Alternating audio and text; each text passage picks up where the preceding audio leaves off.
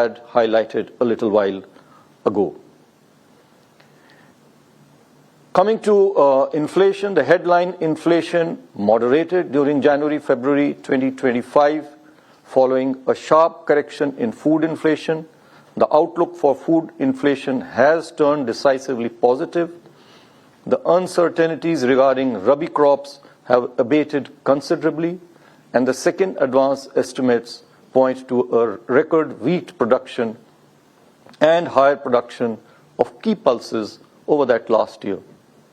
Along with robust Kharif arrivals, this is expected to set the stage for a durable softening of food prices. Sharp decline in inflation expectations in our latest survey for 3 months and 1 year ahead would also help anchor inflation expectations going forward. Furthermore, the fall in crude oil prices augurs well for the inflation outlook. Concerns on lingering global market uncertainties and recurrence of adverse weather-related supply disruptions, however, pose upside risks to the inflation trajectory. However, I may add that as per the latest forecast by various organizations, national and international, including our own Indian Meteorological Department, the monsoon is expected to be normal, and the El Nino effect is also expected to be absent. So these are positives for us.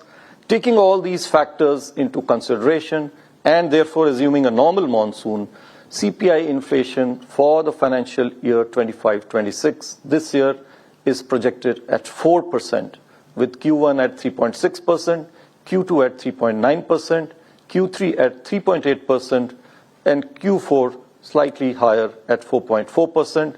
The risks are evenly balanced. I now will be speaking on the external sector. India's services exports remained resilient in January-February of this year, driven by software, business, and transportation services.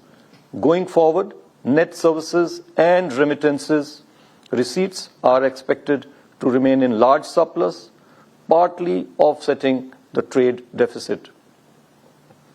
The current account deficit for last year as well as this year, 25-26, are expected to remain well within the sustainable level.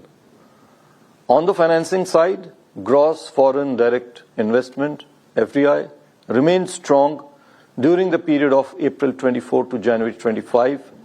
Last year, which is the latest data, period for which we have the latest data, reflecting India's strong macroeconomic fundamentals.